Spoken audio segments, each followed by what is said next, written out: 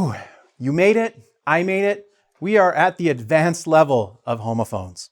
Hey everyone, I'm Alex. Thanks for clicking. And like I said, this is level 3 of my homophone series, the advanced stage. So if you don't know why homophones are important to know, let me just repeat what I said at the end of the intermediate video, which is they're important so that you know the spelling of words. You can understand context. You can understand what people are saying when they use a word that maybe has another word that sounds exactly the same, but the pronunciation is also the same, but the meaning is different. So as a recap, homophones, once more, are words that sound the same but are spelled differently and have a different meaning. So it's self-explanatory why they're important to know, but I mention it to you guys anyway. So let's not waste any time and let's level up, guys. Heir. I think you know what air is, right? So the technical definition, a mix of nitrogen, oxygen, and other small amounts of gases, or a soft breeze, or in the Phil Collins song, I can feel it calling in the air tonight. Something like that. It's terrible voice. I'm sorry, Phil. Very sorry, Phil. Or Mr. Collins. I'll call you Mr. Collins. Heir. Now, heir, H-E-I-R. This is a noun, and this is a person who has the legal right to someone's property after they pass away. Now, usually when we think about heirs, we think about it in like the Middle Ages where, a prince is the heir to the throne of a king. Once the king dies, the heir steps up and he becomes the king. So, example from Lord of the Rings, Aragorn is Isildur's heir in the Lord of the Rings. Spoiler alert, if you haven't seen that movie or read those books. So Aragorn is Isildur's heir. Isildur defeated, the evil wizard Sauron, and you've seen the movie, you know. Okay, alter. A-L-T-E-R. This means to modify or change something. So this is a verb. For example, do you wish to alter your plans? Do you want to change anything or modify anything? And altar, the noun, A-L-T-A-R, this is a table that is used for religious rituals. So many religions use altars. If you're thinking about Christian faiths, if you go to a Christian church, they will have a table in the front of the church. This is called an altar. So the priest is behind the altar. In the past, altars were used for other things like animal sacrifices and in some cases, human sacrifices, like that Indiana Jones scene, right? What's that word that I don't remember. Anyway, bawled and bawled. So you probably know bawled, B-A-L-D, an adjective which means without hair, having no hair. So who's a famous bald person that I can think of? Well, if you've seen the movie Doctor Strange, Tilda Swinton's character is bald. She doesn't have any hair, right? And bawled, B-A-W-L-E-D. So this is the past of the verb bawl, B-A-W-L. And in the past form, it means cried loudly or wailed. So let me look at some examples so you understand what I mean. So first, my dad bawled when he discovered his first bald spot. Okay, so balding is a process usually when you find your first bald spot, like it's here usually, and you're like, oh no, I'm losing my hair. Although bald is beautiful too, so don't worry, guys. Just embrace it. It's okay. My dad bawled, like he cried strongly and loudly when he discovered his first bald spot. Or, I bawled at the end of that movie. So if you watch an emotional movie or like the big scene in The Lion King, for example, when Simba's father dies, and when you were a kid, maybe you bawled because you were not emotionally prepared for that level of disappointment. Damn you, Disney. Damn you. I'm sorry. That movie gets to me. Bread and bread. So you guys know what bread is. You eat it. It's delicious. Make sandwiches, toast with it. And then bread. This is the past verb of breed.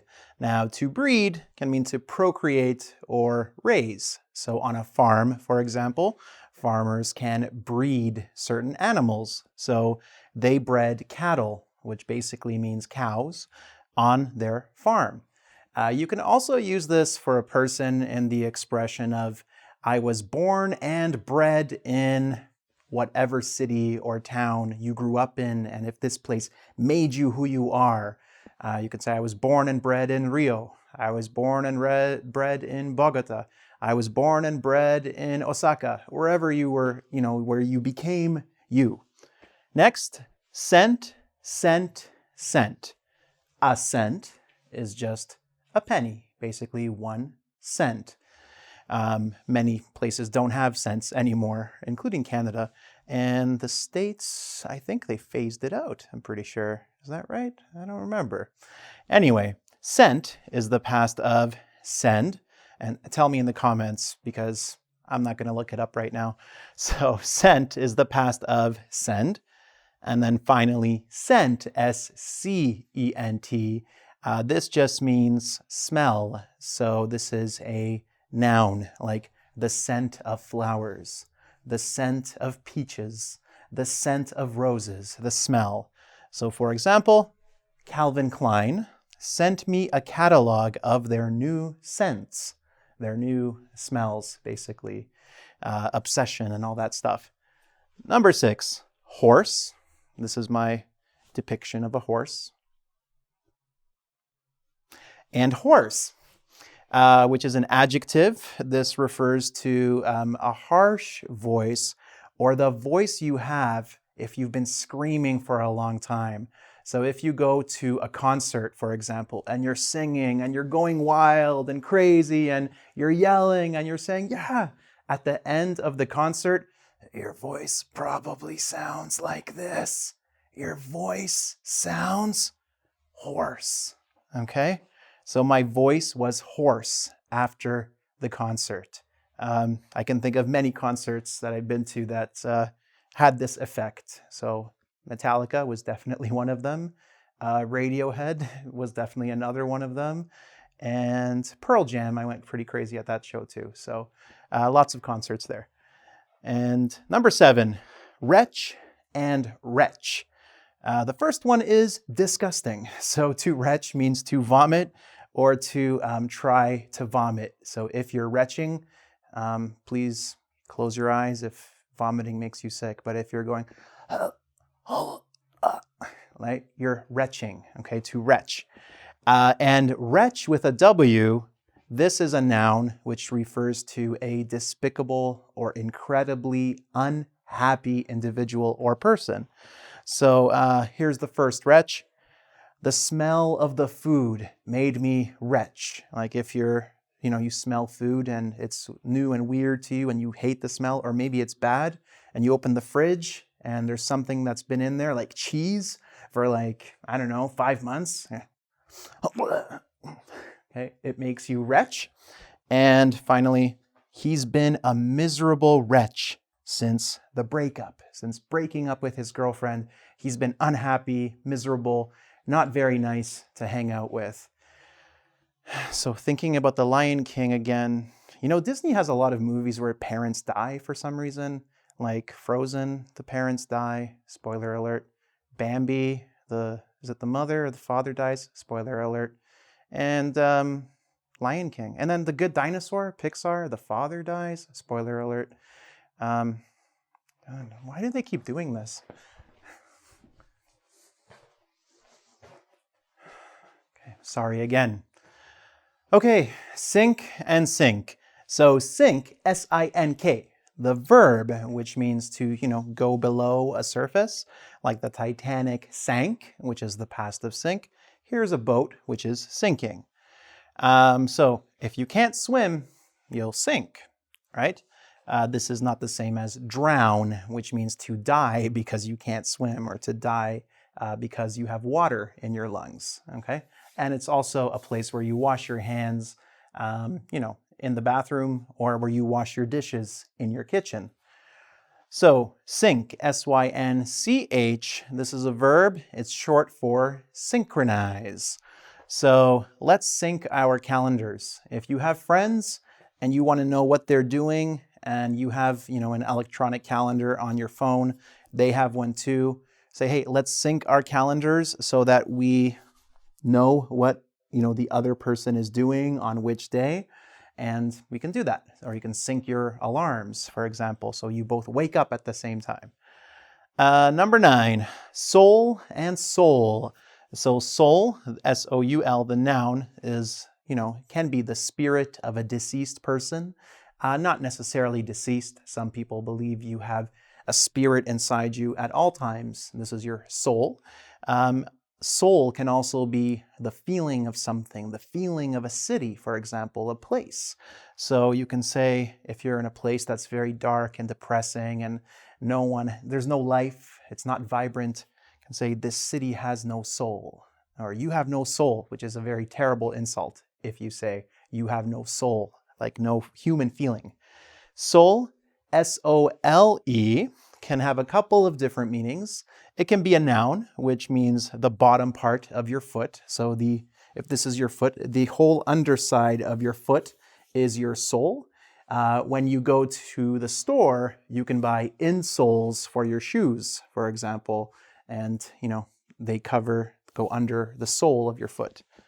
It can also mean the one and only. So the sole survivor, for example, of a plane crash or something like that.